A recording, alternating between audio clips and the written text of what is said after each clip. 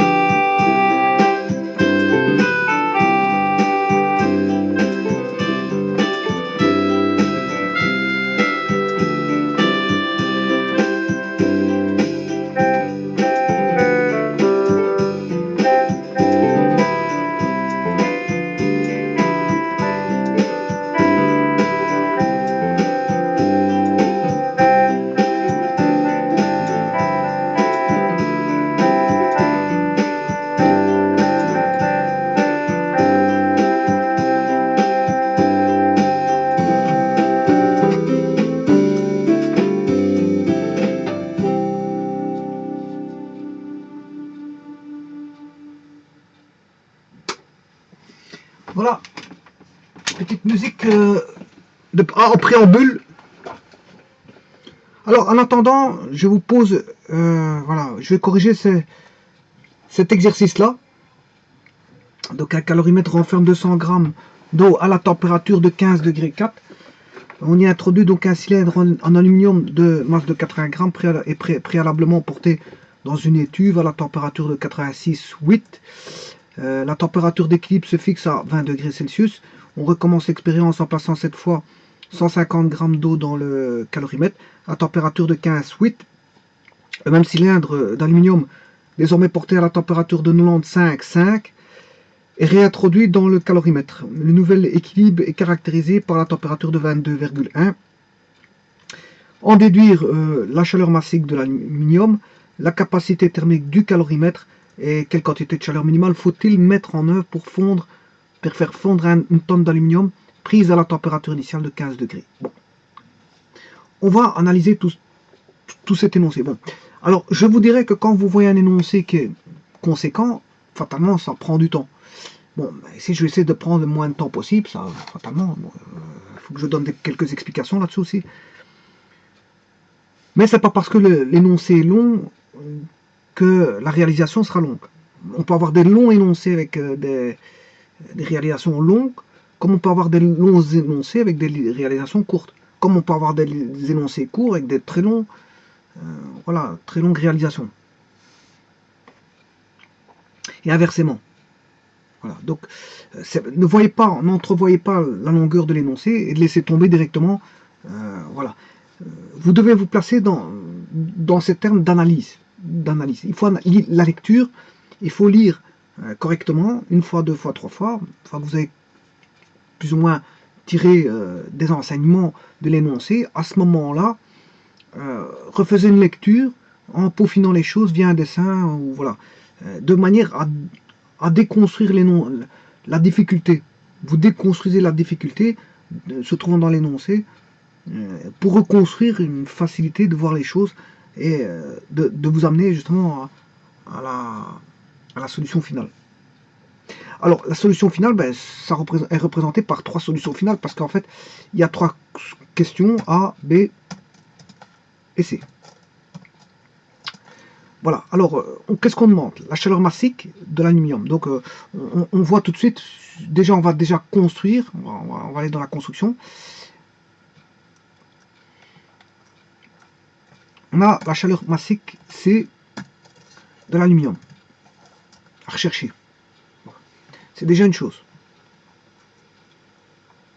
Il y a la capacité thermique du calorimètre.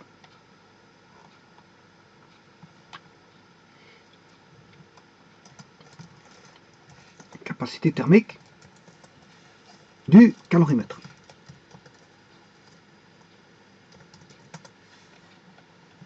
Et puis, quelle quantité de chaleur minimale faut-il mettre en œuvre pour fondre une tonne d'aluminium? Donc ça, on va demander. C'est un delta Q pour faire fondre une tonne d'aluminium pris à la température initiale de 15.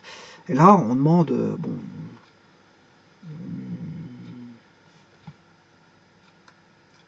chaleur pour faire fondre une tonne d'alu. Bon,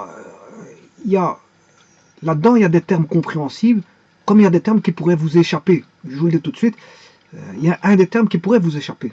Mais je l'ai vu dans une vidéo, donc il ne pourrait pas vous échapper si vous avez vu la dernière vidéo que j'ai faite en son nom. C'est la capacité thermique du calorimètre. Bon, alors après, il faut chercher la chaleur, delta Q.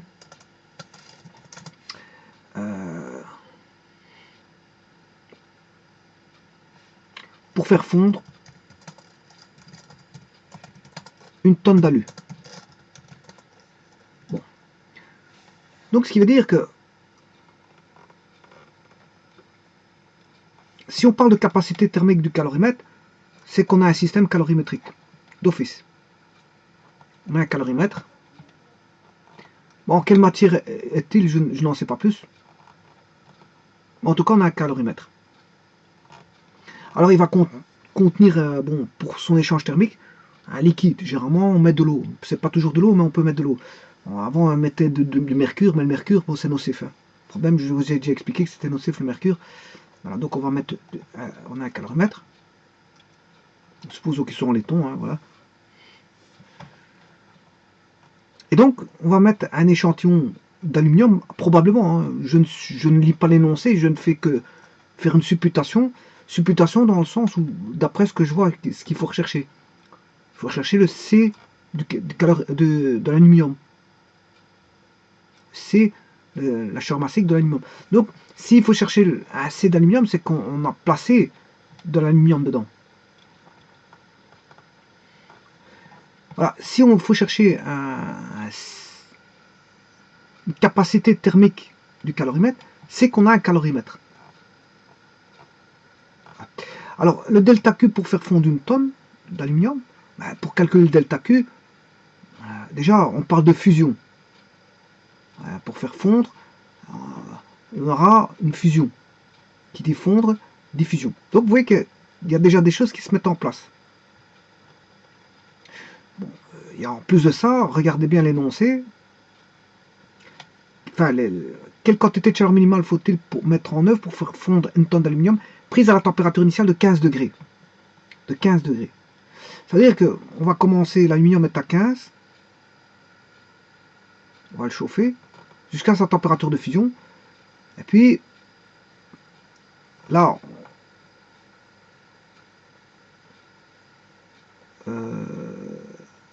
voilà, on part de 15 degrés et on va aller jusqu'à sa température de fusion. Et puis là, on va fondre. Mais on va fondre une tonne. Donc ce qui veut dire que là, il faudra apporter de chaleur, une chaleur d'élévation de température et une chaleur de changement d'état. Voilà. Alors, pour l'élévation de température, la formule c'est Q est égal à MC delta T. Delta Q est égal à MC delta Q, delta T. Alors, la masse, ben, c'est une tonne fois le C de l'aluminium, mais c'est ce qu'on recherche. On recherche le C de l'aluminium. Voilà. Donc, une fois que j'aurai déterminé par le calorimètre le C de l'aluminium, ben, je pourrais calculer voilà, la chaleur pour faire fondre une tonne d'aluminium. Bien sûr, il faut la variation de température. La variation de température, on l'a, puisque on va aller de 15 à la température de fusion de l'aluminium. Voilà. Ensuite, il faut rajouter à ça la fusion, la chaleur de fusion. Et là, c'est la masse fois la chaleur de fusion de l'aluminium. Mais ça, il faut qu'on me le donne parce que sinon, ça ferait trop d'inconnus. J'ai une inconnue qui est la capacité thermique du calorifère, du calorimètre. J'ai une inconnue qui est le C du calorimètre. Et si je ne peux pas avoir 3 inconnus. Par contre, je peux avoir 2 inconnus. Alors comment je peux avoir 2 inconnus. Normalement, vous pouvez qu'en avoir qu'un seul. Parce que vous aurez une équation et une inconnue. Mais ici, en fait, on va faire 2 expériences pour lesquelles on va avoir un système de 2 équations à 2 inconnus. Puisqu'on fait 2 fois l'expérience. C'est ça, en fait, l'astuce du jeu ici. On recommence. Oui, regardez. D'ailleurs, je vais le décortiquer convenablement. Voilà, je mets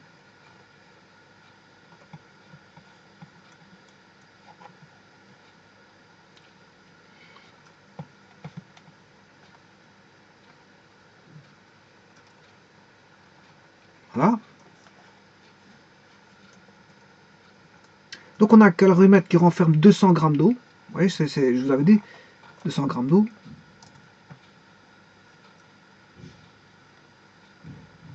Donc ici, je vais mettre renferme.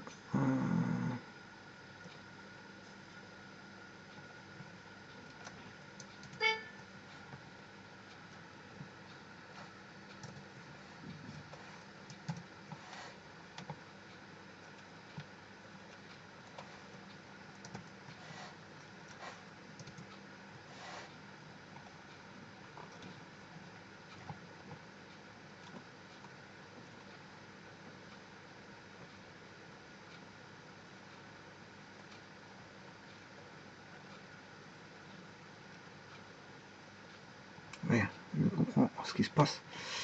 En fait, c'est ça que je vais retirer.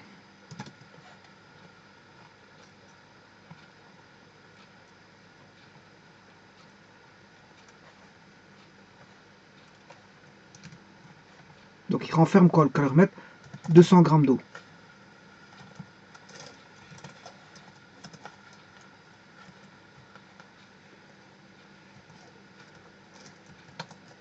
« 100 grammes, donc d'H2O,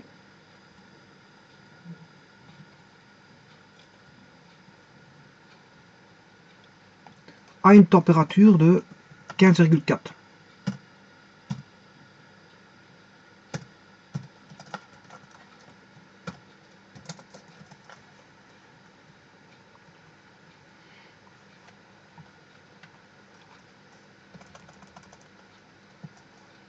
Voilà.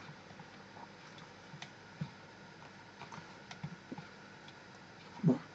Donc un calorimètre, on a bien à faire un calorimètre, je vous l'ai dit tout à l'heure, hein, je regarde juste voilà, ce qui est posé, et je sais bien que j'ai un calorimètre. Cet calorimètre est à 200 degrés, à 200, de 200 grammes. Non, il renferme 200 grammes d'eau, je m'excuse. Voilà, il renferme 200 grammes d'eau.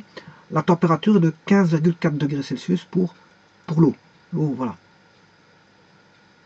Alors, je lis la phrase suivante. Donc ça, c'est un calorimètre renferme 200 grammes d'eau. Ça veut dire ce que ça veut dire. Hein.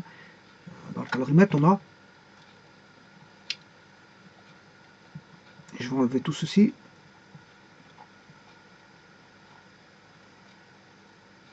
Je vais même enlever ce qu'on sait, qui est une inconnue. La chaleur massique de l'aluminium, vous devez savoir ce que c'est. Ça s'exprime en kilojoules par kilo, kilojoules par kilo par degré. Mais si vous avez un échantillon en grammes, c'est des joules par gramme et par degré. Voilà. Donc ça, vous devez savoir. Le delta Q, une fois que vous avez la chaleur de fusion et la chaleur massique de l'aluminium, vous devez chercher, pouvoir trouver la chaleur massique. La chaleur pour faire fondre une tonne. Bon, mais il reste encore cette appellation-là. Mais cette appellation-là, je peux vous dire que je vais la mettre de côté, je la réexpliquer parce que je viens de faire une vidéo dessus. Voilà, mais tout ça pour vous dire que dans le caloromètre, il y a d'abord et avant tout de l'eau. La situation initiale du système, c'est qu'on a d'abord et avant tout de l'eau. Donc avec un saut calorimétrique, etc.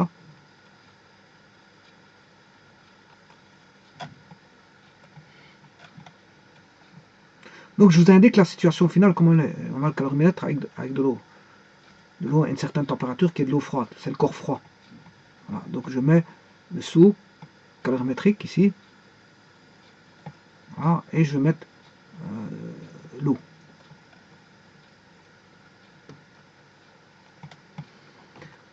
Alors,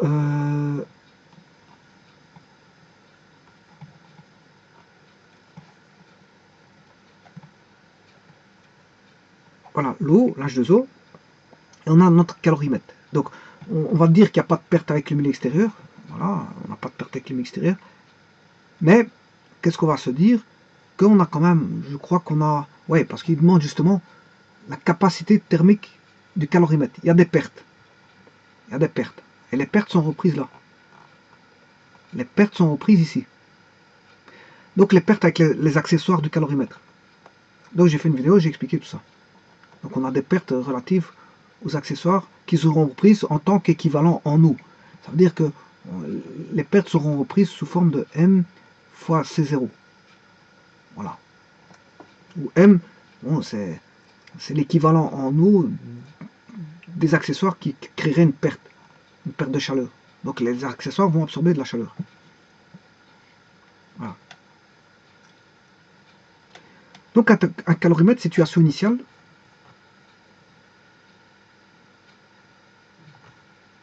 Un calorimètre renferme 200 g d'eau à température de 15,4. Donc on connaît exactement la masse. On a le système initial est de 200 g d'H2O à 15,4, hein, je crois que c'est ça. Ouais, 15,4.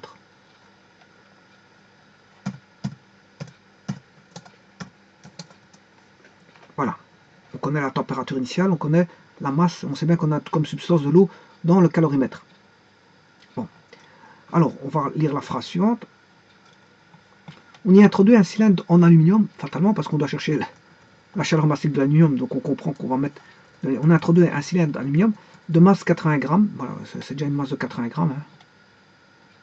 Et on commence à construire les données. Hein. Vous voyez que...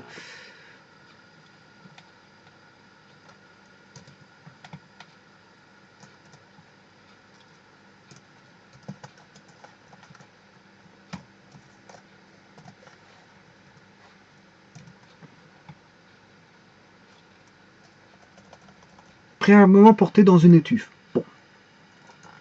Alors qu'est-ce que ça veut dire ça? Mais l'étuve, elle est là, vous la voyez. Ici, ça c'est l'étuve.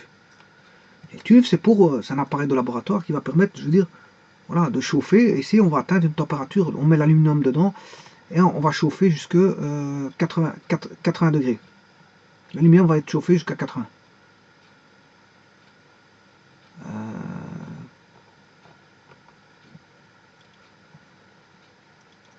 Voilà. Donc, on la met dans une étuve. Donc, ça veut dire que l'aluminium est à 80 degrés.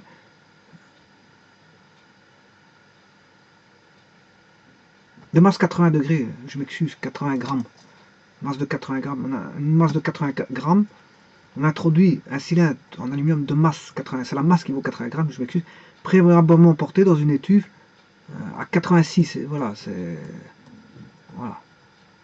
La température liée à l'étuve, on va le faire chauffer à 86 degrés.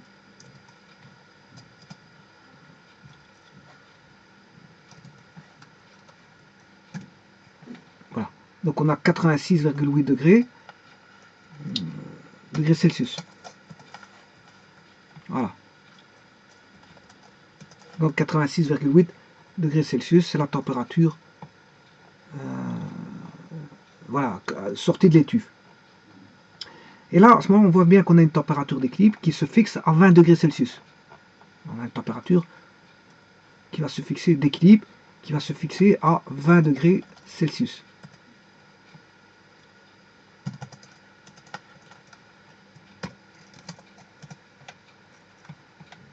Tout ça, c'est compréhensible. Hein.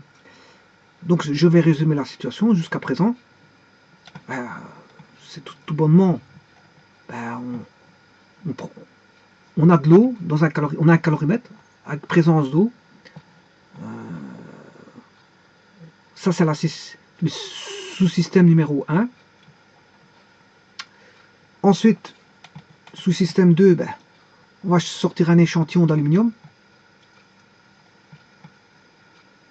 On va sortir de l'aluminium, voilà, au travers d'une étuve. On va le sortir d'une étuve qui a un système calorifique, qui est une source de chaleur à débit constant. On sait faire des réglages dessus. Donc on a la source de chaleur, qui est l'étuve. Donc on a un sous-système, hein, qui est, encore une fois, on a un sous-système 1, sous-système 1, qui est l'étuve. L'étuve ne va faire que être en relation avec le sous-système 2.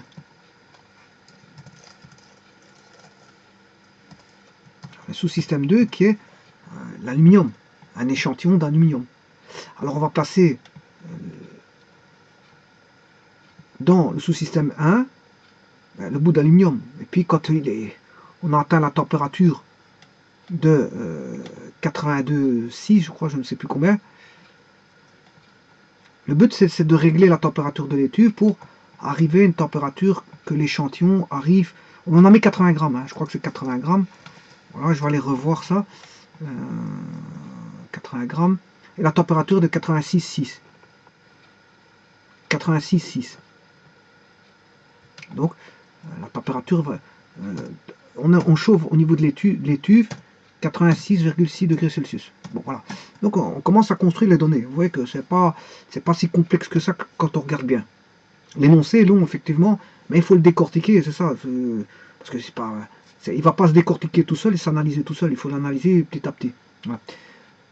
Donc, le système, le voici. Et donc, qu'est-ce qu'on va faire après? Bon, à la rigueur, quand j'ai retiré. Celui-ci n'interviendra pas. Je vais l'enlever de mon système. C'est une circache chauffée. Hein. Donc, ça, je vais l'enlever. Et puis après, qu'est-ce que je fais? Ben, je rassemble les deux systèmes pour faire un mélange. Je fais un mélange. Voilà, en retirant bien sûr l'étuve du jeu parce qu'il n'a servi qu'à chauffer voilà, l'aluminium. Voilà. Et en faisant ça, ben, j'ai le mélange. Le mélange, c'est-à-dire qu'on va mettre, on va mélanger, on va mettre l'échantillon, voilà, et on aura un échange thermique. Le corps chaud, c'est celui-ci, il va céder sa chaleur au corps froid. Avec les équations de la calorimétrie que vous connaissez. Delta Q chaud, delta Q chaud est égal à delta Q froid. Voilà. Et donc, par là même, qu'est-ce qui va se passer? Ben, on va voir la température du corps froid, voilà, qui va monter jusqu'à une température d'équilibre. Bien sûr, quand on aura fait l'échange, hein, quand on aura mélangé. Voilà. Et là, on aura la température du corps chaud qui va descendre jusqu'à la température d'équilibre. Alors, le corps chaud ici, c'est l'aluminium, et le corps froid, c'est l'eau. Voilà. Et la température d'équilibre, elle est même connue. Elle est même connue. On ne peut pas avoir trop d'inconnus, je vous l'ai dit tout à l'heure. Voilà. Donc, ce qui veut dire qu'ici, la température d'équilibre est de 20 degrés. Ce qui veut dire qu'on va atteindre TE égale 20 degrés. Bon. Faisons la suite. On recommence l'expérience en plaçant cette fois 150 grammes d'eau dans le calorimètre à température de 15,8. Le même cylindre d'aluminium, désormais porté à température de 95,5, est réintroduit dans le caloromètre. Le nouvel équilibre caractérisé par la température de 22,1. En déduire la chaleur. Ben, vous voyez, c'est simple. C'est simple. Pourquoi c'est simple? Parce que on a tout devant nous. Donc ça veut dire que celui-ci, je vais le décomposer comme ceci.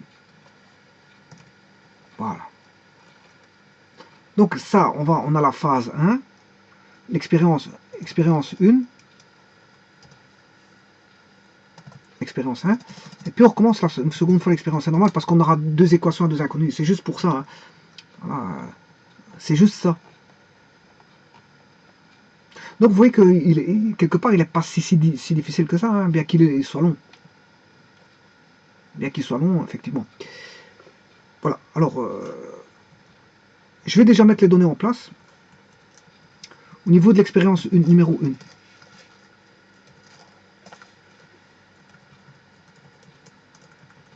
Expérience.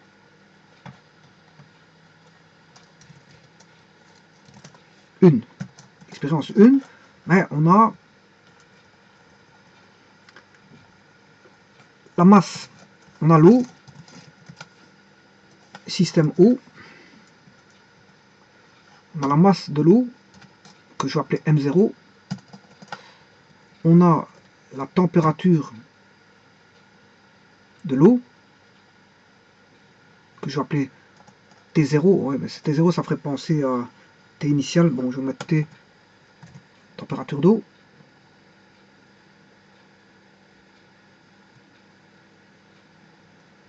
je sais pas, voilà, température d'eau, et bien sûr vous devez connaître le C de l'eau, hein. Ça, il ne le donne pas parce que vous devez le connaître, ça d'office, hein. Quand vous arrivez à de tels exercices, il faut connaître le C, vous devez connaître voilà, certaines choses. Ne faites pas de la calorimétrie sans rien connaître, hein. Vous devez connaître voilà, les constantes à connaître, hein. Bon, alors, on a l'eau et on a l'aluminium. L'aluminium, on connaît sa masse de l'aluminium. La température de l'aluminium, on la connaît. Parce qu'elle est chauffée dans une étuve, on connaît sa température de sortie. Et le C de l'aluminium, ben, c'est l'inconnu. Voilà. Bon, alors, on va recommencer l'expérience. 2. Alors, dans le calorimètre, qu'est-ce qu'on fait? On recommence l'expérience en plaçant cette fois 150 g d'eau.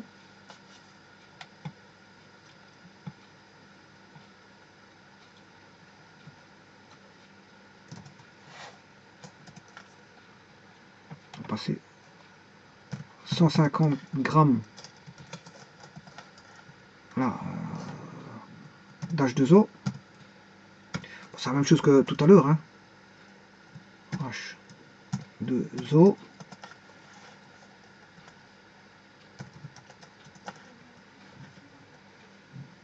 Voilà, donc 150 g d'H2O dans le calorimètre à température de 15,8. Alors 15,8, ouais. Bon, il faut que je fasse une place. Je vais faire une insertion ici. Voilà. Je vais prendre ceci. Voilà, 15. Oui.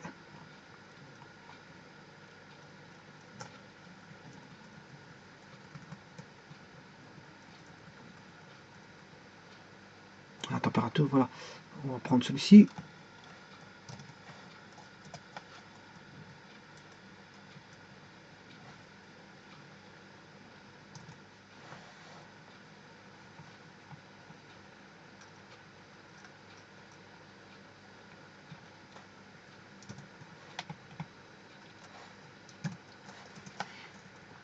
Donc on recommence l'expérience en passant cette fois 150 g. 150 g d'eau. C'est toujours la même substance dans le calorimètre. Il est à 15,8 degrés Celsius.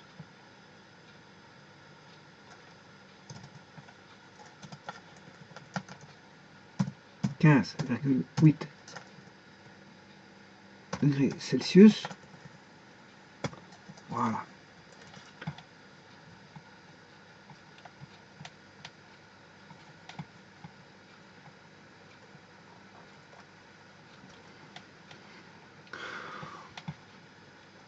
Voilà.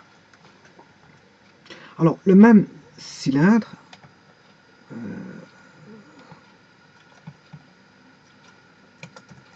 désormais,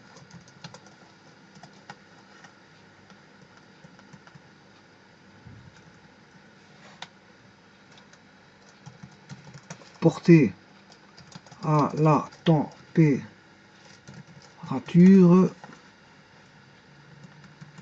de 95,5.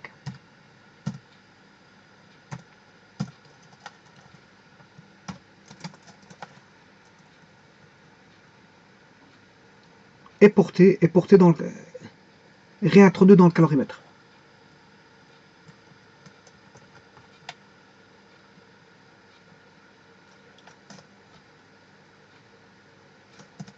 Voilà. réintroduit dans le calorifère. Le nouvel équilibre est caractérisé par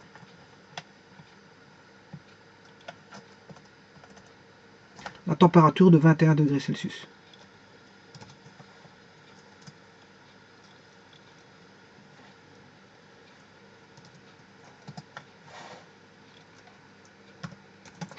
Voilà, on a tout. En déduire, à ce moment-là, il vous demande en déduire la chaleur massique de l'aluminium, la capacité thermique du calorimètre, et là, voilà, on a tout. Parce que si, ça, c'est l'expérience numéro 2. Donc on scinde en deux expériences qui sont typiquement les mêmes, l'un par rapport à l'autre. Si ce n'est que c'est les valeurs qui changent. Donc on commence l'expérience en plaçant 150 grammes, toujours d'H2O, comme ici, il y avait de l'eau, hein, là je sais de l'H2O, voilà, dans le calorimètre à température de 15,8. Voilà, le même cylindre d'aluminium désormais porté à la température de 95,5. Voilà. On a réintroduit dans le calorimètre un nouvel équilibre caractérisé par la température de 21. Voilà, on a tout. On a tout. Ça veut dire que je vais faire une première fois l'expérience. Voilà. J'ai la masse d'eau, j'ai la température de l'eau et j'ai le C de l'eau. Voilà. J'ai la masse d'aluminium, j'ai la température d'aluminium, mais je n'ai pas le C de l'aluminium. Voilà.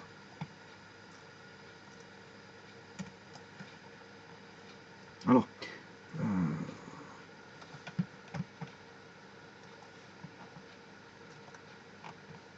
la masse d'eau. La masse d'eau vaut, pour l'expérience numéro 1, 200 grammes. Égale 200 grammes. La température de l'eau est de 15,4. Voilà. Et le C de l'eau, je vais travailler, ici il est en grammes, hein, 200 grammes. Température, comme c'est un échantillon en grammes, je travaille en joules, joules par gramme.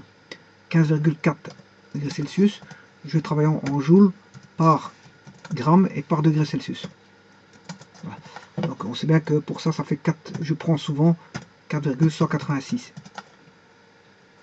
Voilà. La masse d'aluminium est de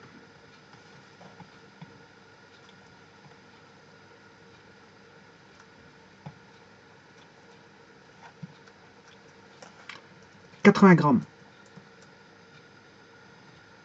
Voilà.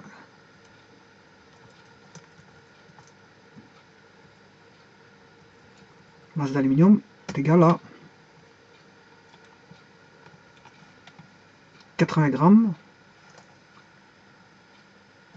et la température de départ est égale à 86,9. 86,8. Voilà. On demande que vaut ceci. Ouais. Non, c'est plutôt ça. 86,8, c'est la température. Par contre, ceci, c'est une inconnue. Que je vais appeler X. Ou grand X. Voilà.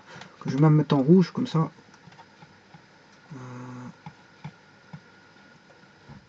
Voilà.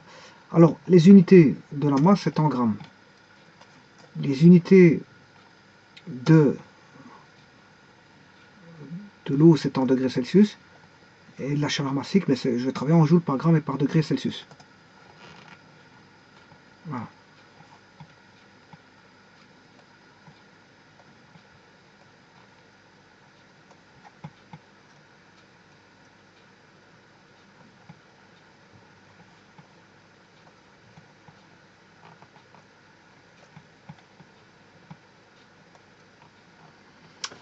Voilà, ça c'est l'expérience numéro 1. Je vais faire vite l'expérience numéro 2. Je vais faire un copier-coller. Hein. Voilà.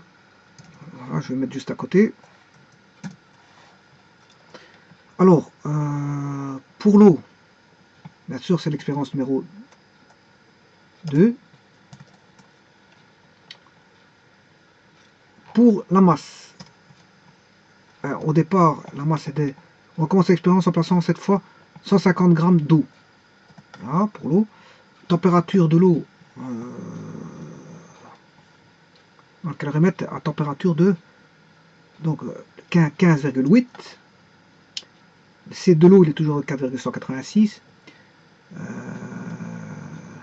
Le même cylindre d'aluminium, désormais porté à la température 95,5. C'est le même, c'est le même. Donc il est toujours à 80 grammes, il n'a pas changé à ce niveau-là. La masse d'aluminium est toujours à 80. Et la température est à 95,5. Voilà, 95,5. Bon. Voilà. Donc ne perdons pas de vue ce qu'il faut rechercher. Il faut rechercher la chaleur massique de l'aluminium et la capacité thermique. Bon, ils font deux expériences parce que je devine. Hein. Je devine qu'est-ce qui se passe. S'ils font deux expériences, c'est pour avoir un système de deux équations à deux inconnues. Donc ce qui veut dire qu'il faut... vous voyez que dans ces deux équations-là, n'apparaît pas la capacité thermique. Et justement, je vais la faire apparaître maintenant. En faisant en même temps que de faire apparaître la comment est-ce qu'on appelle ça, le C, le X. Le X, il est là, mais la capacité thermique sera deux fois aussi pour l'expérience 1, et 2, elle sera présente deux fois. La capacité thermique ne va pas changer. Bon, ben, je vous avais dit au départ de vidéo, attention à ce que c'est que la capacité thermique. Voilà, je vais vous écrire les équations en vous énonçant ce que c'est que la capacité thermique. Je viens de faire une vidéo là-dessus, donc vous pouvez aller la regarder hein, sans aucun problème. Bon. Tout d'abord, je vais écrire les équations.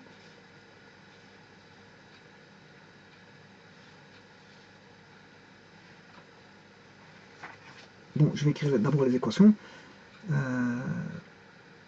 On a tout. On a tout. Donc,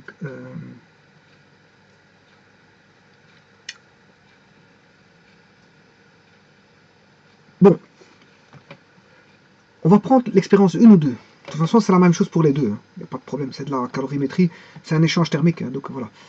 On a le calorimètre. Et on avait l'étuve. Voilà l'étuve. On a sorti de l'étuve un échantillon qui était bon, un corps chaud. L'échantillon, c'était de l'alu. Donc, on a pris un corps chaud. Voilà.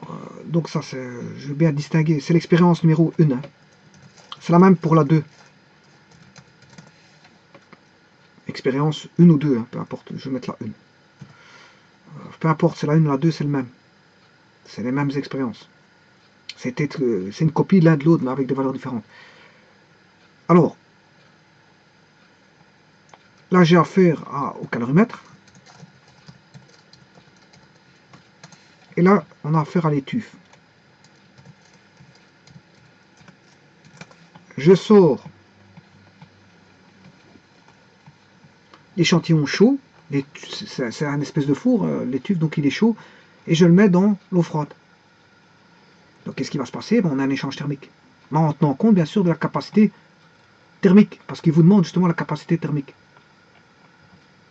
On vous demande la capacité thermique du calorimètre. Ça veut dire qu'il y a des pertes au niveau des accessoires. Bon, ben, on va écrire les équations de l'échange thermique. Le corps chaud, ben, vous savez c'est lequel? C'est l'aluminium. L'aluminium est le corps chaud. Et le corps froid, c'est l'eau.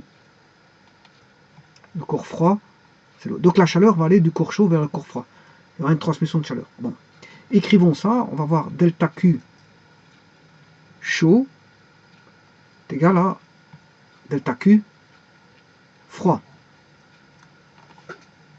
Bon. Alors,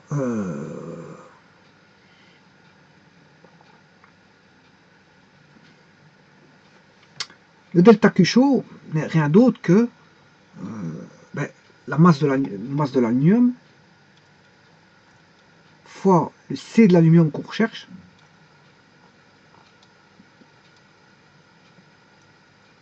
fois la variation de température.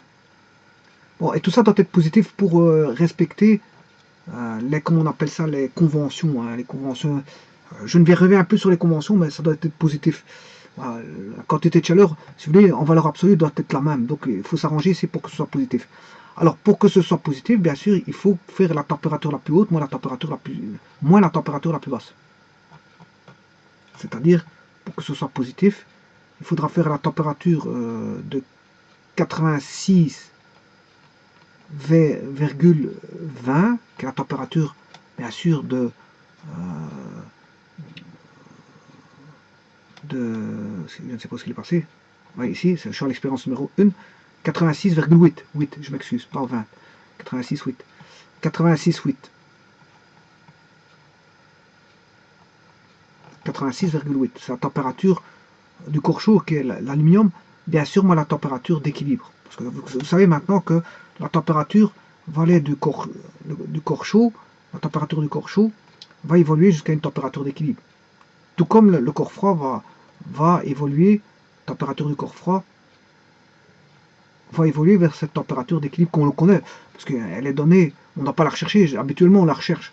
Et ici, bon, elle est donnée parce que cette température d'équilibre, elle est de... c'est vrai que je ne l'ai pas marqué. Je n'ai pas marqué ici. Je vais indiquer ici mélange. Je vais le marquer ici, température d'équilibre. T à l'équilibre égale... pour l'expérience 1, la température d'équilibre est de 20 degrés. Voilà, 20 degrés Celsius.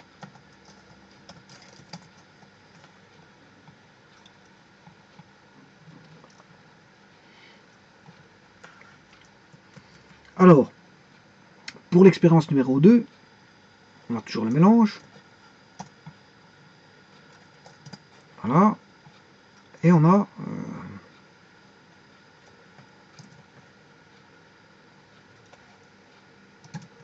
ceci, simplement, la température de l'expérience numéro 2 est...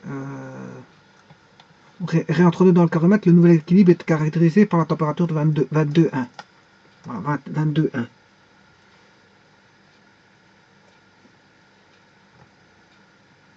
Bon, la vraie température d'équilibre, ça c'est pas le théorique, hein. C'est pas la température théorique, parce que le théorique, si je vous le calcule, il va être un peu plus bas. C'est normal parce qu'il y a des pertes justement. Ça c'est la température d'équilibre de laboratoire. Parce que si je vous calcule le théorique, il est légèrement différent, et c'est ça qui va faire justement les pertes, c'est la température d'équilibre, dire réelle. Voilà, donc d'ailleurs je vais marquer température d'équilibre réelle. Voilà. Entendons-nous bien que c'est pas celui qu'on calcule habituellement, parce que ça c'est le théorique. Là, il faut tenir compte de la capacité calorifique, voilà, des pertes calorifiques dues aux accessoires. Donc le réel, il est là. Le réel, ça c'est le réel. C'est le laboratoire qui donne ça. Alors, via un thermomètre, on sait mesurer la température d'équilibre du mélange. Donc ce qui veut dire qu'ici, ben, je sais faire 86, alors je ne me rappelle déjà même plus de la température de 20 degrés, je crois. Température d'équilibre, c'est 20 degrés. Voilà. Pour l'expérience numéro 1, on a 20 degrés. 20 degrés. 20 degrés. Voilà. Et ça doit être égal à quoi? Ben, à la masse d'eau fois le C de l'eau fois la variation de température due à l'eau froide plus, bien sûr, eh bien, le mu de l'eau, enfin le mu de l'équivalent en eau fois le C0, c'est l'équivalent des accessoires, hein, enfin, c'est l'équivalent en eau des accessoires représentant les pertes des accessoires, mu 0 fois delta T. Voilà. Alors ces deux delta T là sont les mêmes. Hein. Voilà, de toute façon je vais tout mettre. Donc il n'y a pas de problème. Et ça c'est ma première équation. Bon, je vais écrire cette équation là pour l'expérience numéro 1. Donc j'aurai la même équation pour l'expérience numéro 2, hein, d'office. Donc j'ai la masse d'aluminium la masse d'aluminium. Bon, je vais le faire directement ici alors, sur image. Alors, ça, j'ai plus besoin de ça. Et je vais écrire l'équation directement. Donc ce que je viens de marquer, hein, c'est la masse d'aluminium fois le C de l'aluminium fois la variation de température que l'aluminium va subir, c'est-à-dire 86,8 moins les 20 degrés. Voilà. Et là, ça c'est égal à M0, qui est la masse d'eau initiale, fois le C0, qui est la chaleur massique de l'eau, fois le delta T. Et le delta T, pour l'eau, c'est de 15,4, 20 moins 15,4. 20 moins 15,4. Donc 20, température d'équilibre, moins 15,4. 20 moins 15,4. Il faut que je retourne là, 20 moins 15,4.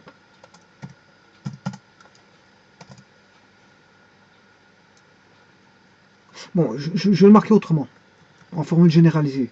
Ça, c'est la température de l'aluminium, moins la température d'équilibre, est égal à M0 fois Z0, température d'équilibre,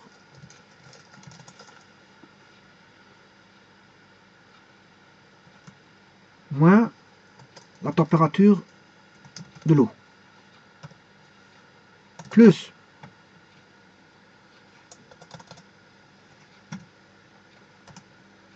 le C0 fois la température d'équilibre moins la température d'eau. C'est la température d'eau froide. Voilà. Et bien sûr, là, il y a un mu. Il y a un mu à tenir compte. Voilà, il y a un mu à tenir en compte.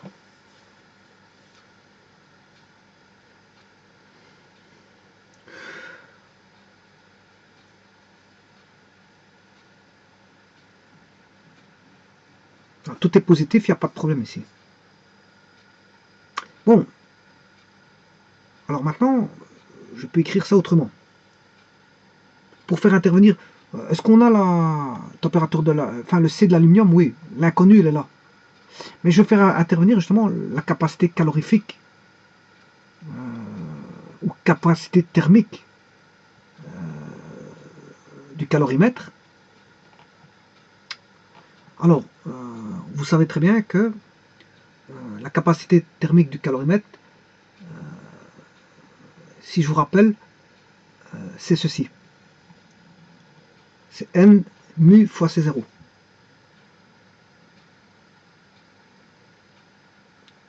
Ça, c'est la capacité thermique qui est donnée en joules par degré. Hein.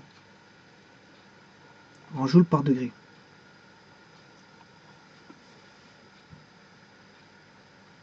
Voilà. Bon, elle vient de cette même équation. Hein. Elle vient de cette même équation. Donc,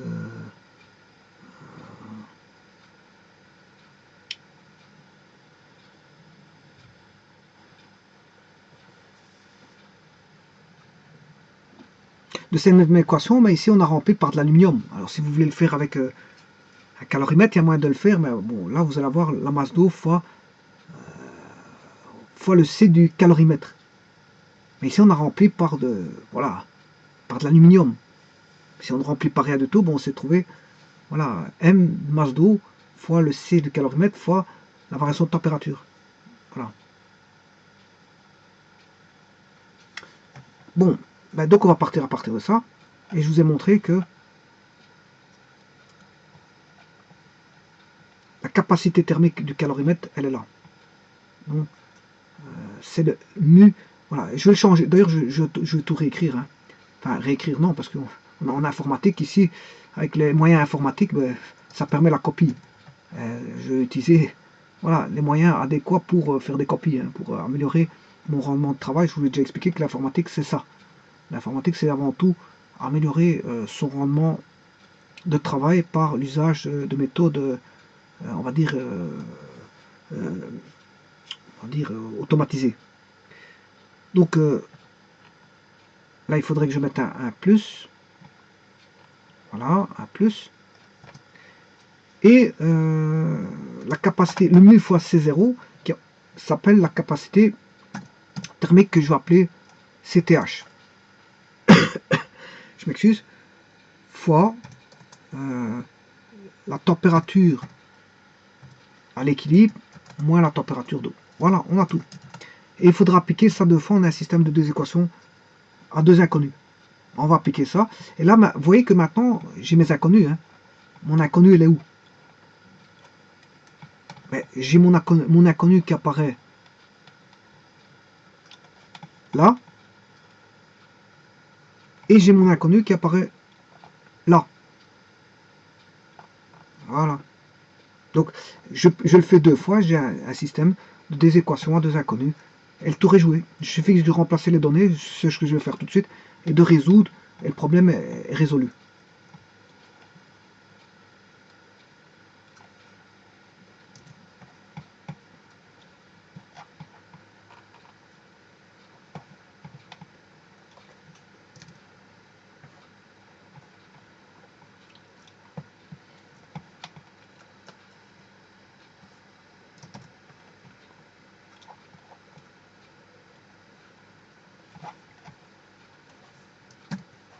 Voilà.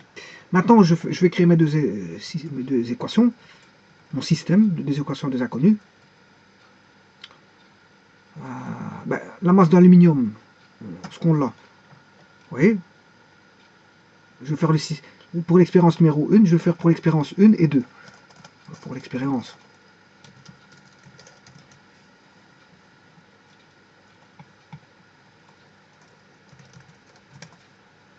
Donc on a un temps de mouvement, vous aurez deux inconnus. Vous pourrez trouver deux données. Hein. Deux données on a un temps de mouvement, mais vous devez faire deux expériences quand même. Il y a quand même deux expériences. Donc malgré tout, une expérience donne une inconnue, deux expériences donnera deux inconnus. C'est ce qui est tout à fait logique. Ce qui est tout à fait logique. Hein. On aurait pu avec une expérience tirer déjà voilà, le C de l'aluminium, et avec une seconde, voilà, la capacité thermique. Voilà, ou d'abord le mu, on peut chercher le mu d'abord du calorimètre, puis après on est parti. Hein, bon, vous cherchez le C de l'aluminium, mais ici il s'avère que bon, en mettant l'aluminium directement, parce que normalement pour chercher le mu, on ne met pas de l'aluminium dedans. Hein, bon, on fait directement le mu du calorimètre sans rien mettre dedans. On prend l'eau, voilà, on réchauffe, on prend l'eau, voilà, on sait bien par quoi on a réchauffé, on réchauffe de l'eau par de l'eau. On réchauffe de l'eau voilà, par de l'eau. Voilà, par contre, ici, on ne connaît pas une donnée dans ce qui va réchauffer, c'est-à-dire le C de l'aluminium. Voilà, donc ici, le problème qui se pose, on a deux inconnus, ils vont le faire par deux expériences, il n'y a pas de problème, mais on peut le faire par une expérience, on mesure le mu séparément avec de l'eau, voilà, et puis après on remet de l'aluminium, on retrouve le C de l'aluminium. Bon, ici, il s'avère qu'ils ont voulu faire tout en une fois, mais malgré tout, il faut quand même deux expériences, donc bon, ça... Bon, que vous fassiez l'un ou l'autre, il y a quand même deux méthodes à faire à chaque fois, pour l'un ou pour l'autre. Que vous fassiez un système ou pas, vous avez quand même deux fois à faire le laboratoire. Bon. Alors, la masse de l'aluminium. La masse de l'aluminium, pour l'expérience numéro 1, c'est 80 grammes. Bon, je vais travailler en grammes. Bon, le fois le C de l'aluminium. Bon, le C de l'aluminium, c'est l'inconnu. Hein. Le C de l'aluminium, c'est l'inconnu. Voilà, c'est l'aluminium. Fois.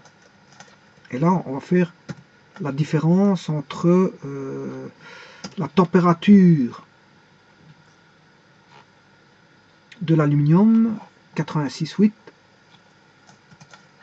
pour lequel on va soustraire la température de l'eau, qui est à l'équilibre, qui vaut ceci.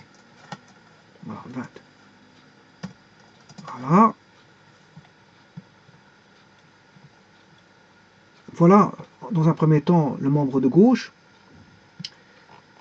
Et maintenant, je vais écrire le membre de droite.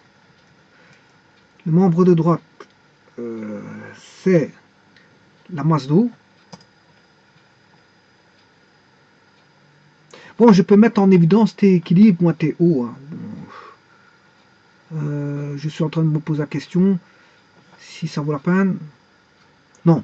Ce que je vais faire, je peux le calculer directement. Je peux calculer directement. Bon, je vais quand même développer. C'est pas ça me dérange pas.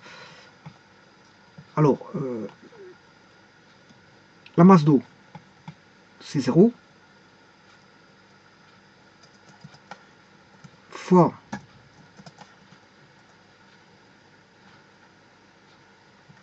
le C0 de l'eau. On va travailler en joules par gramme et par degré, ce qui fait 4,18 joules par gramme et par degré. Voilà, multiplié. Là, je vais mettre la variation de température de 20 moins 15,4. 20 moins 15,4. On va faire celui-ci, moins 15,4. Voilà. Alors, maintenant, on va additionner. On a encore une inconnue. C'est le C, donc la capacité thermique du calorimètre. Bon, c'est une inconnue. Fois, c'est la même température qu'ici, je la reprends de là, 4,6. Voilà. Et voilà ma première équation, l'expérience numéro 1. Voilà. Ce qui va donner, bien sûr, c'est égal à ceci.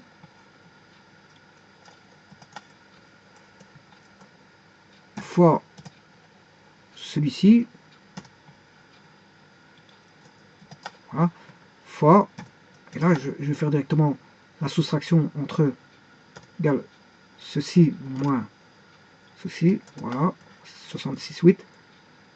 Là, c'est égal à quoi? C'est égal à... Je vais multiplier directement ce produit, 200 fois 4,186 fois 4,6, ça c'est pour l'eau. Voilà, et maintenant, il va rester plus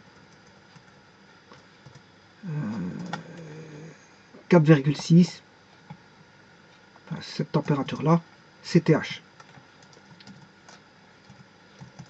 Voilà.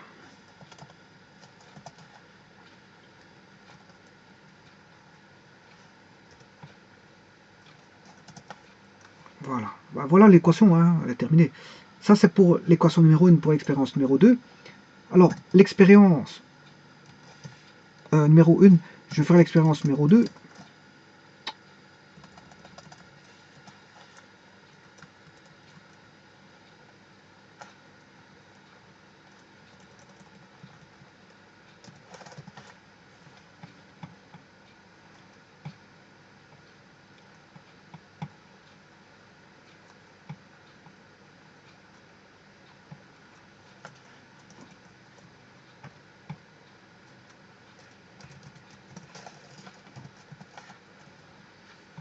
Je vais reprendre ceci.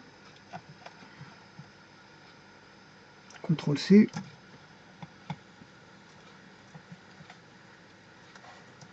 CTRL-V. Et là, bon, quelle est la masse de l'aluminium dans l'expérience numéro 2?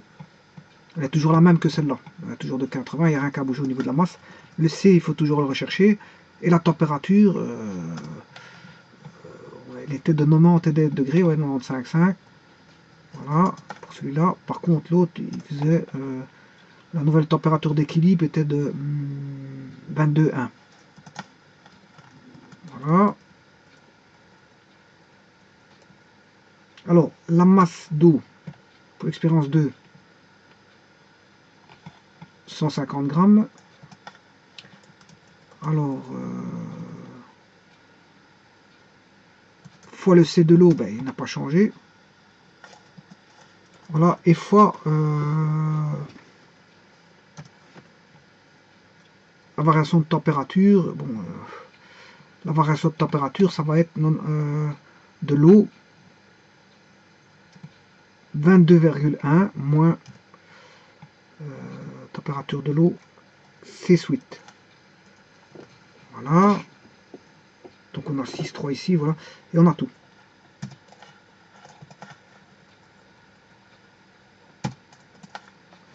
Voilà, la première équation. Je vais calculer pour réduire la seconde équation.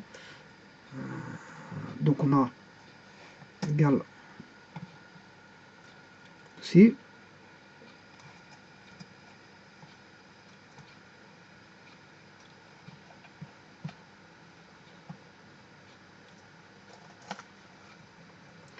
Alors, 95, je vais faire 95 moins 5.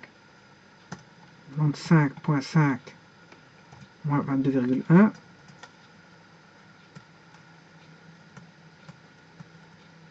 est égal à... Alors, je vais tout multiplier ici. 150 fois 4,186 fois 6,3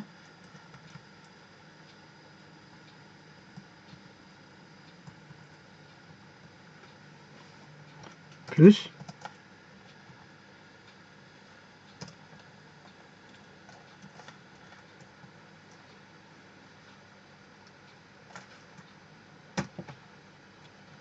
voilà, j'ai mes deux systèmes. Enfin, j'ai mon système d'équation. Voilà, le système d'équation, il est là. C'est mon deuxième système d'équation. Voilà. Donc il y a le système d'équation numéro 1 et l'équation numéro 2. Il faut résoudre le système là. Donc je regarde si je peux encore éliminer. Oui, je peux encore éliminer. Hein. Bon, le 1, ce sera égal à ça fois ceci. Voilà. Fois égal CL. Voilà. Et ça, c'est égal à égal ceci.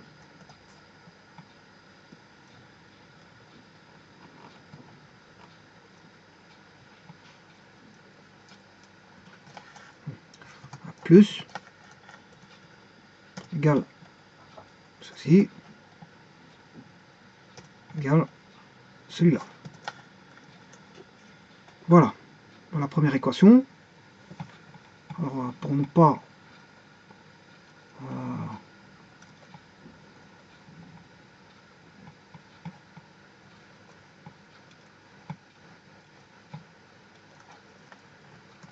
Il suffit de résoudre le système, hein. Le problème il va découler en soi directement après. Je vais mettre la deuxième équation.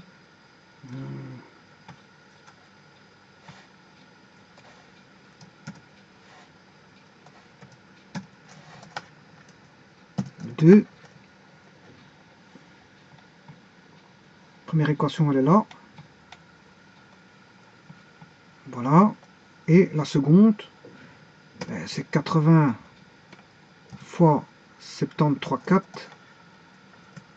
fois... Bon, ça n'a pas changé. Voilà, c'est égal à ceci. Égal ceci. Plus égal 6,3 égale capacité thermique. Bon, et l'équation va me donner directement les deux inconnus. Hein. Enfin, directement, indirectement, mais il va me donner les deux inconnus. Alors, je vous rappelle que les inconnus, c'est ceci. Là, les inconnus, c'est à elle, bon, c'est à elle. Voilà, on a deux inconnus, on a deux équations, et c'est la capacité thermique. Donc, la chaleur massique, et vous voyez que c'est ce qu'il demande dans l'énoncé. Hein. Dans l'énoncé, il demande la chaleur massique et la capacité thermique. Maintenant, le calcul ici, il est simple. Hein. À la rigueur, je vous laisserai bien, parce que bon, calculer la chaleur voilà, minimale, faut-il pour mettre en œuvre pour faire fondre une tonne, une fois que vous avez le CAL, c'est facile. Hein. Ben, je le ferai quand même tout à l'heure. Enfin, tout à l'heure, quand je termine ceci, il faut juste résoudre le système. Ah.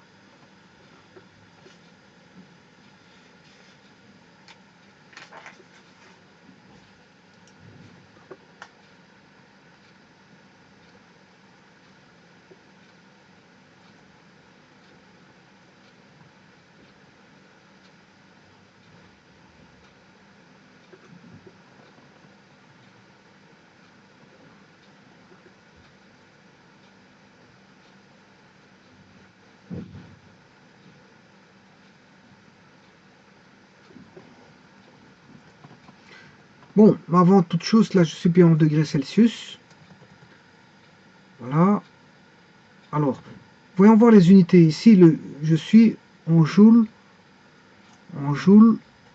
par gramme par degré. Par degré Celsius. Voilà. Alors que celui-ci, je serai en joules par gramme. Voilà. Voilà pour le CTH. Et bon, on va regarder maintenant.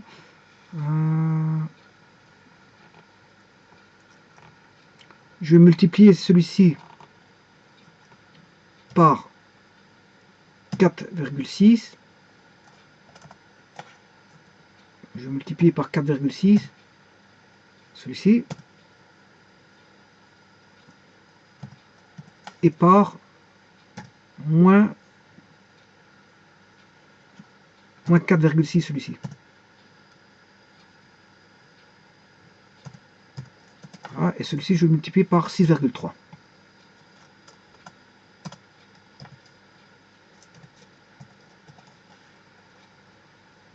Voilà, on va multiplier pour tout ça.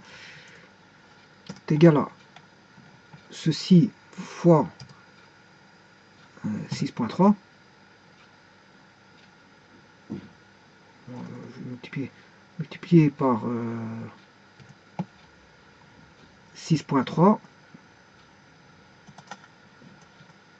fois, ici c'est égal à 6,3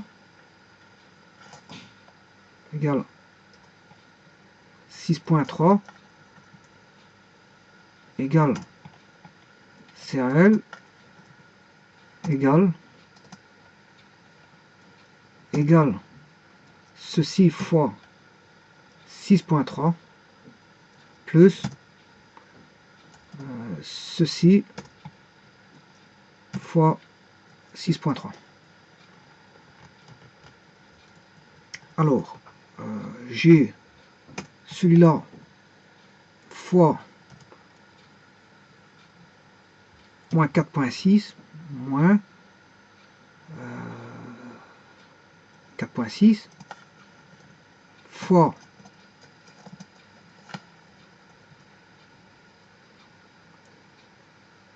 égale moins 4,6 égale CAL, voilà, égale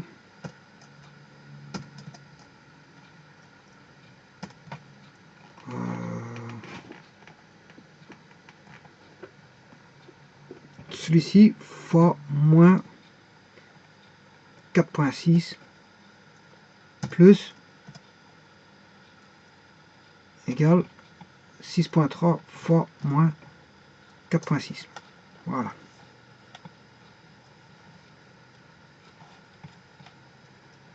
C'est la résolution d'équation, ça. Bon, là, je suis en pleine résolution des équations. Résolution. Voilà, je vais additionner.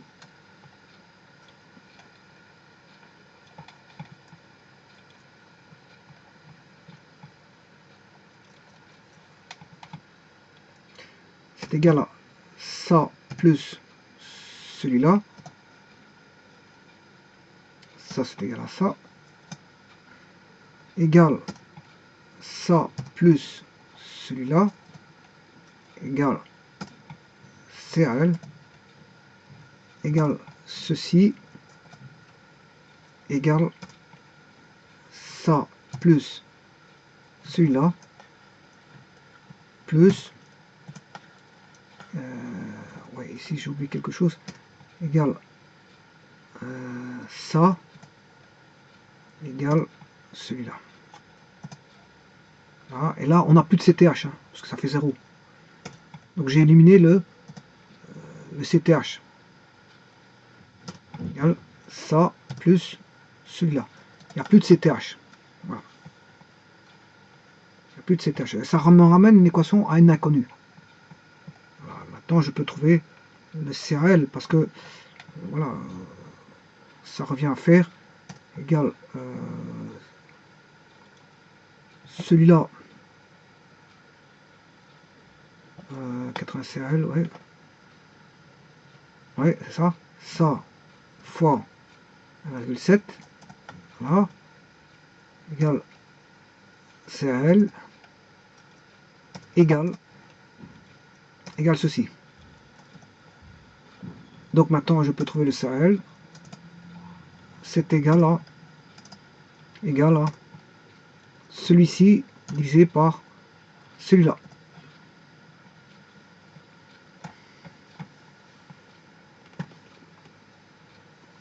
Voilà.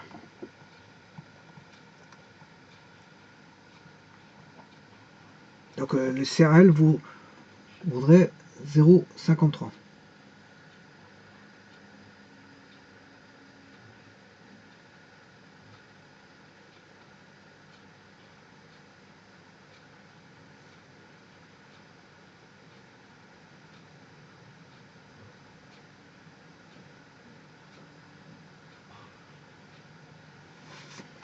Ce qui me semble très petit, hein. Pour un Challenger Mastic, c'est pas possible. Bon, il faudrait que je recherche où est l'erreur.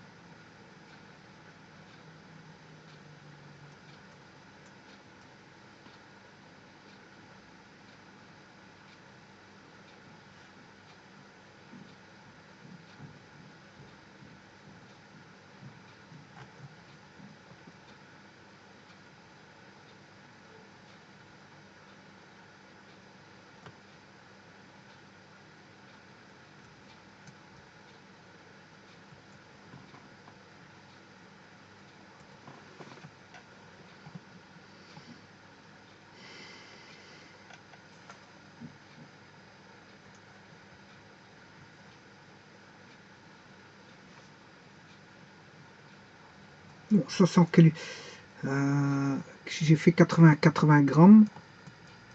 On va voir sa température. Là, je suis en joule.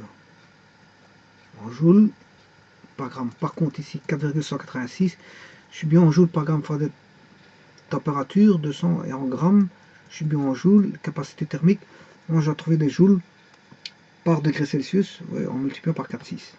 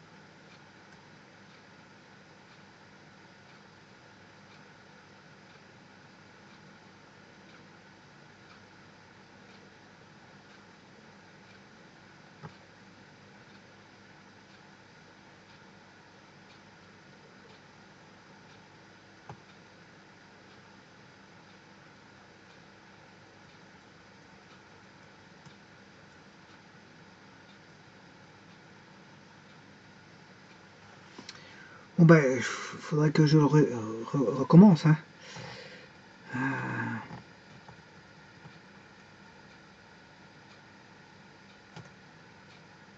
Je vais le recommencer. Donc celui-ci, 5000 fois 6.3. Ceci. Là on a bien 6.3. Là on a celui-ci fois 6.3. Et l'autre il est bon parce qu'il donne 0,7H. Donc ça c'est bon. Alors, celui-ci c'est ça fois moins 4,6.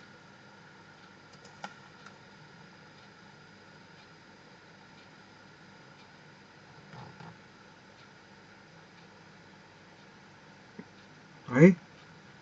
Mais non, j'étais un peu trop vite là.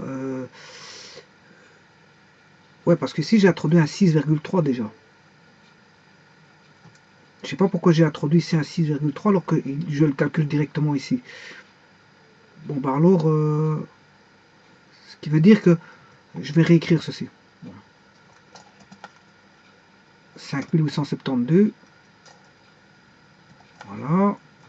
Fois 6,3, on est d'accord. Là, je ne peux pas y toucher parce que j'ai introduit un 6,3. Donc je ne peux pas faire fois 6,3, sinon ce n'est pas bon. Alors celui-ci, là, je multiplie par 6, ça je peux multiplier par 6,3.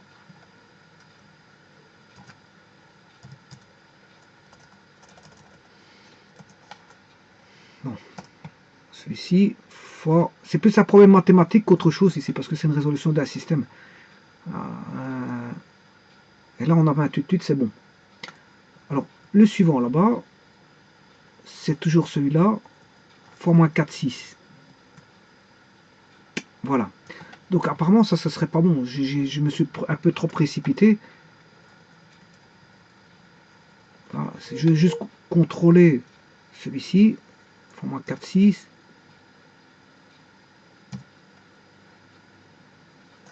Voilà. Voilà. Et là, normalement, on devra avoir bon. Alors maintenant, je vais regarder. C'est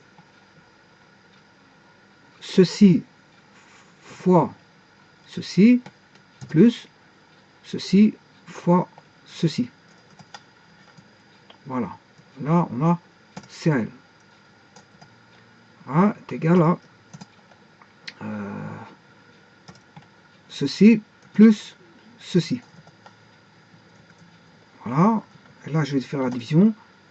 Ça divisé par ceci.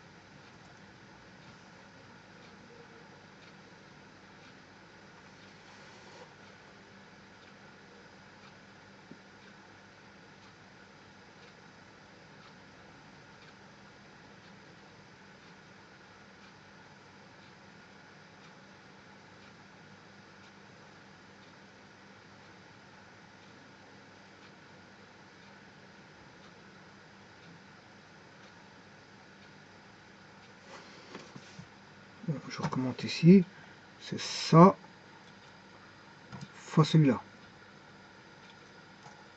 Voilà. Celui-ci, c'est celui-là fois moins 4,6.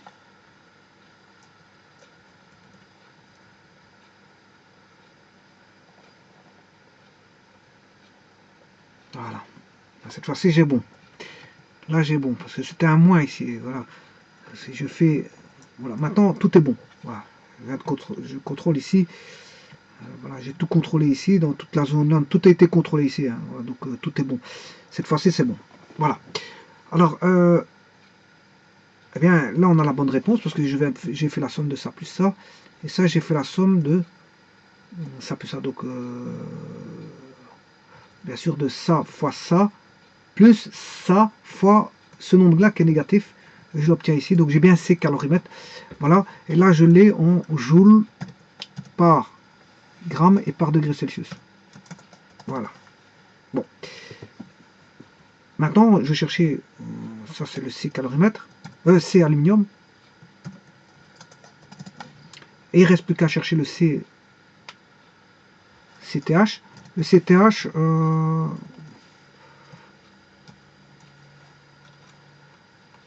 ici je peux le mettre pour 1 kg aussi. Hein. Je vais faire forme. Voilà, je vais le mettre pour kilogramme, joule par kilogramme par degré Celsius. Voilà. Alors maintenant, il faut chercher le CTH. Le CTH,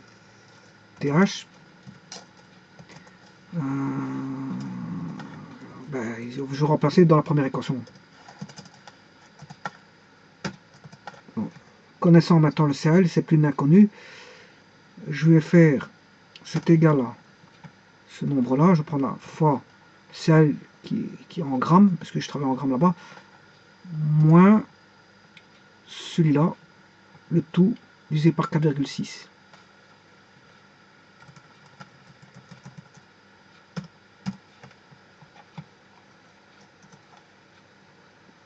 Voilà, 221,48 joules par degré Celsius. Joules par degré Celsius. Voilà, donc ici, ce qui a un petit peu peiné, mais c'est le système d'équation, c'est rien d'autre. Hein. Bon, c'est plus l'aspect mathématique qui m'a fait un petit peu freiner que l'aspect physique. Voilà, donc vous voyez que parfois l'aspect mathématique peut poser un problème, alors que bon, vous avez tout en main pour résoudre le problème, et ça arrive souvent au niveau des examens. Hein. Les examens, bon, certaines personnes savent faire l'exercice, mais ils ont un problème de résolution de système qui leur font perdre un temps fou sur leur procédé. Donc on va dire que c'est plus un problème mathématique qu'un problème parce qu'ils savent faire, mais bon, au niveau mathématique, ils sont ils bug face à un problème. Et quand on bug face à un problème, il faut résoudre, mais le temps passe. À l'examen, le temps passe. Voilà, donc le stress commence à augmenter parce que si vous n'avez fait qu'un exercice ou deux ou trois, par rapport à une panoplie d'exercices qui vous sont posés, à cause que vous avez bugué et que vous voulez absolument avoir bon et que vous buguez, ben c'est embêtant, hein, c'est embêtant, je le conçois. Ouais, une fois qu'il y a une erreur qui s'est introduite, bon, pour la chercher, bon, il faut la chercher. Il faut savoir d'où elle vient, on ne sait pas directement d'où elle vient. Voilà. Bon, mais maintenant, on a la réponse A et B en même temps. Hein, on a la A et B en même temps. On va chercher le C. Quelle quantité de chaleur minimale faut-il pour mettre en œuvre pour faire fondre une tonne d'aluminium prise à la température de 15 degrés? Bon, je réponds à ça.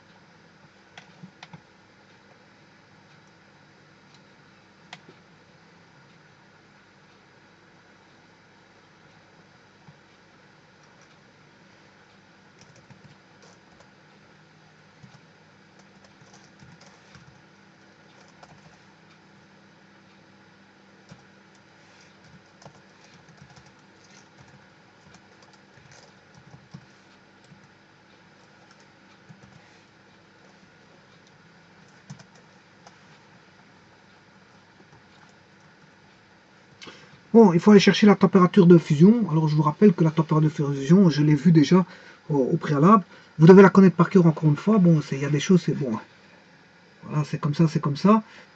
Température de fusion de l'aluminium doit être connue par cœur parce que bon, je l'ai déjà utilisé en maintes reprises. Donc si vous suivez mes exercices, de connaître la température de fusion. Voilà. De l'aluminium.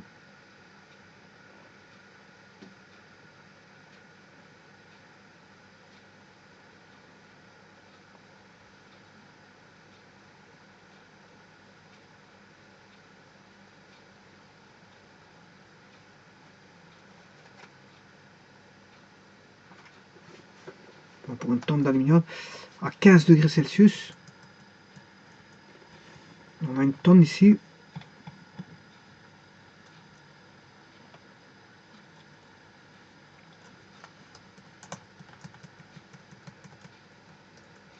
Voilà. Alors, je vais vous dire comment ce qu'on fait, parce que bon, il suffit juste de faire. Vous le ferez parce que c'est vrai que bon, c'est remplacé, il faut juste remplacer par des valeurs. Hein. C'est la masse d'aluminium fois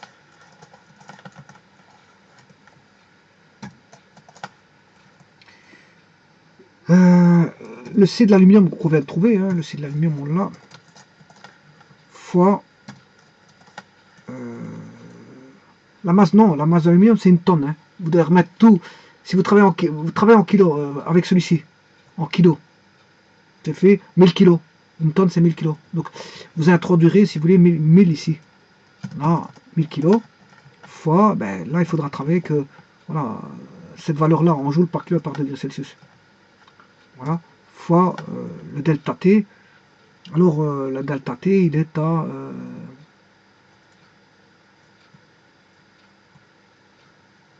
15 degrés.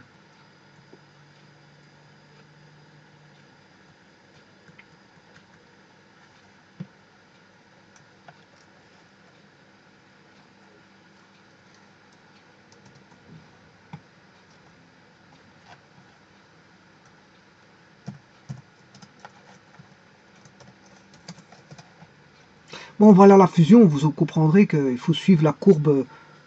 Bon, il faut là la fusion, voilà, il est solide à l'état initial de 15 degrés. Vous faites monter la température, ensuite vous arrivez à la température de fusion, voilà, qui est une température basse de fusion, hein, température de fusion c'est 660 degrés Celsius. Voilà, voilà, vous avez jusque de 15 à 660. Je vais le mettre tout de suite dans les calculs. Voilà, c'est 660 moins 15. Donc là, la température delta T, c'est 660 moins 15. Ou en tout cas, égale ceci, 660. Température de fusion de l'aluminium, c'est bas. Hein. Bon, on n'a pas des 1000 degrés. Bon, c'est bas. Il ne faut pas toucher non plus. C'est pas ça que je veux dire, mais c'est bas par rapport à l'acier, le fer, etc. Voilà. Donc on a une différence de 645. Donc vous multipliez ceci. Bon, et alors vous devez fondre complètement. Faire fondre complètement. Mais pour fondre complètement, vous devez apporter la chaleur pour atteindre la fin de fusion, c'est-à-dire c'est la masse d'aluminium fois la chaleur, la tente de fusion. Voilà.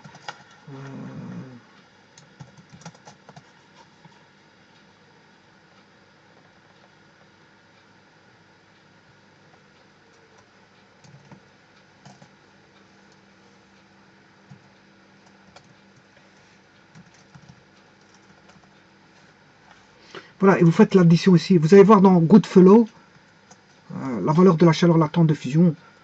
Là, vous allez chercher 1000. Alors, vous devez mettre ici, voilà, en joules par kilo. Vous devez aller rechercher en joules par kilo. Voilà. Vous mettez 330 000, je crois que c'est 330 000 pour le comment on appelle ça, l'aluminium, c'est 330 000. vous allez voir dans Goodfellow, donc pour avoir les bonnes valeurs. Je n'en suis pas si sûr, mais je sais bien qu'elle se rapproche de celle de l'eau. Bon, mais si c'est pas ça, bon, vous changez, vous mettez la bonne valeur. Et alors, je vais calculer ceci. On va déjà calculer ça.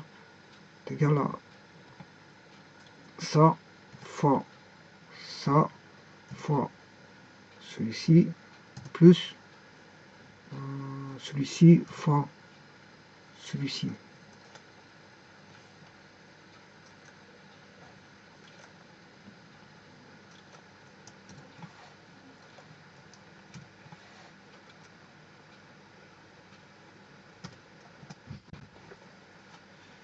Alors, donc vous allez voir dans le site Goodfellow.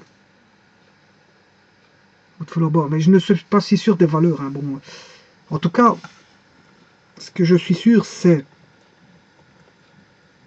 911, oui. Une tonne, c'est 1000 kilos, oui. Le delta T, ben, c'est normalement, c'est vrai que la température de fusion, je vous ai dit que c'est 660. Bon, il faut aller vérifier. Allez vérifier sur Goodfellow. Voilà.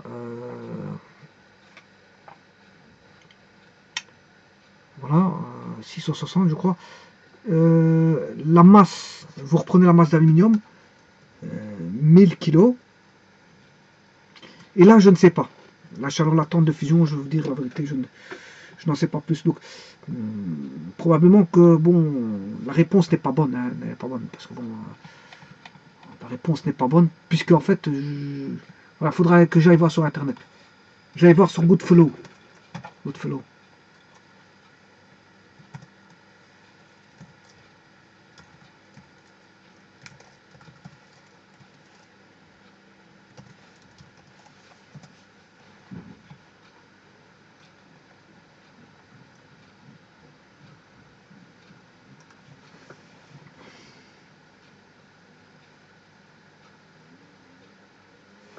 Voilà, Goodfellow. Vous cherchez l'aluminium. Hein.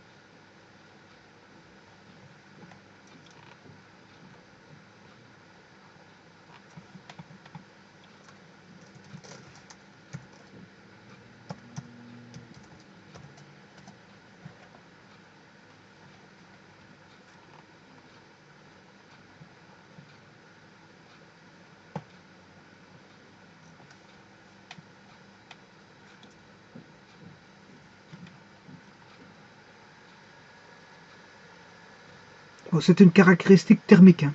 Voilà.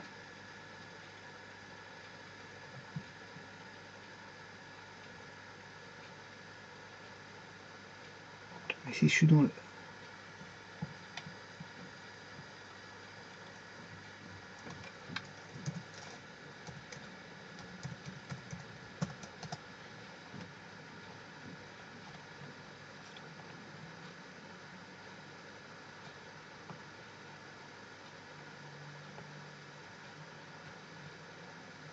Je suis pas dans le bon endroit.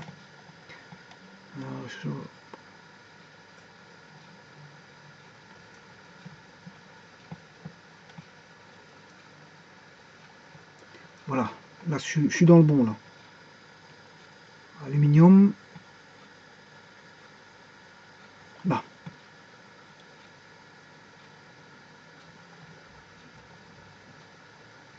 Je vais chercher les caractéristiques thermiques. Voilà, chaleur latente de fusion. Température, voilà, 388 joules par gramme, donc 388. Et la fusion, température de fusion.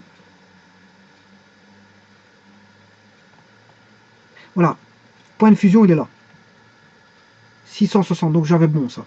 Par contre, la chaleur latente, c'est 388 joules pour 1 gramme.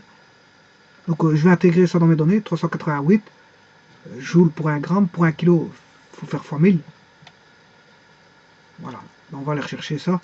Là c'est 388 000. 388 000. Voilà.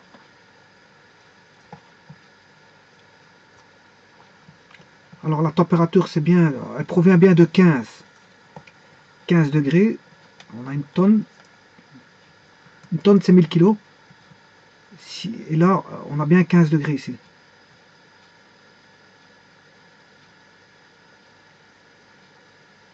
Voilà. Bien 15 degrés.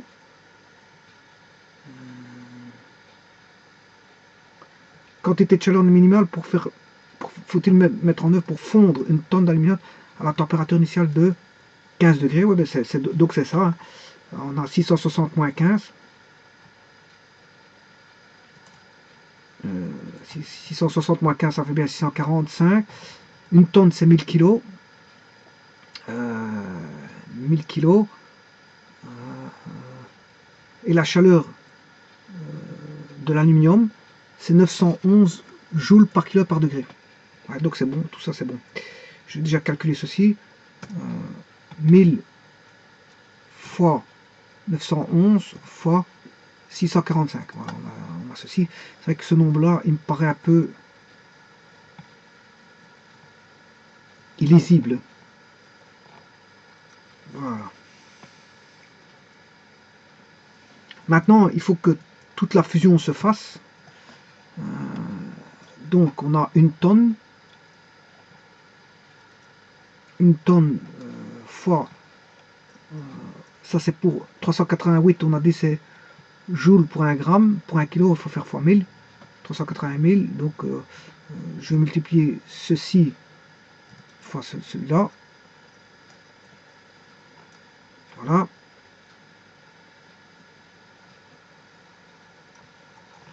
Il est corrélisible, donc je vais aller remettre un séparateur de milieu, voilà.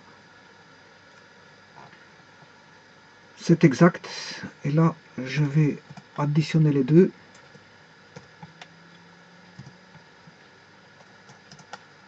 Ouais, donc c'était ça la réponse, hein. J'avais pas fait d'erreur. Et là c'est en joules. La réponse est en joules. C'est l'énergie qu'il faut apporter pour faire fondre une tonne d'aluminium. Voilà.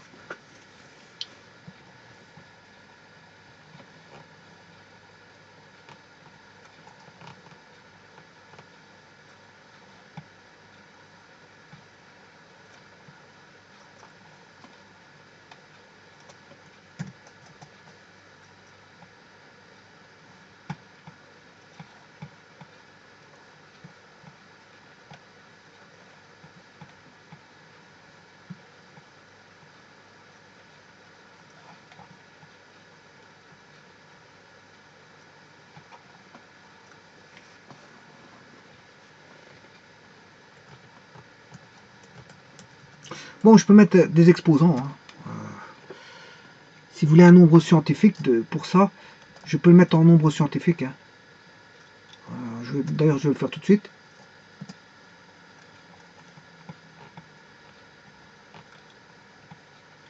Voilà. Avec 2 décimales. 9,76 fois 10 exposant 8.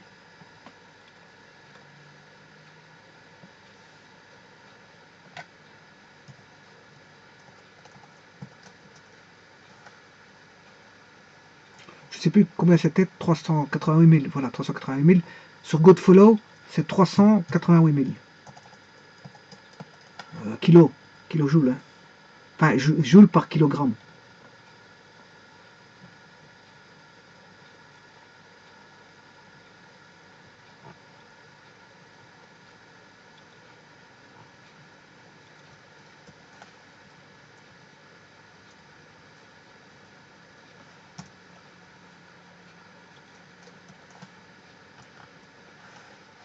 Je ne sais pas pourquoi il me donne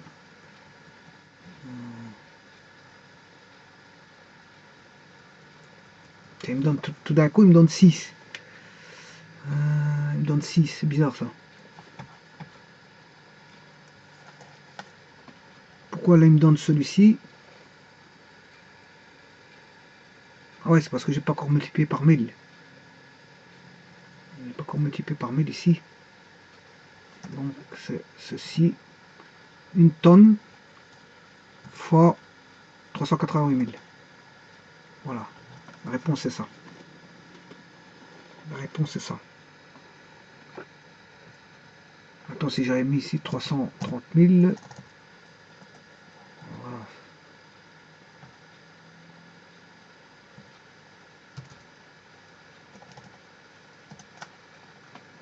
Voilà.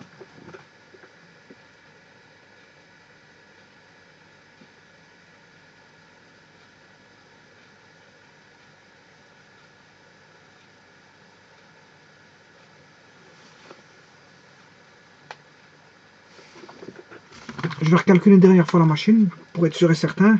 C'est que, bon, c'est Excel, hein, bon, c'est un calculateur, mais malgré tout. Euh,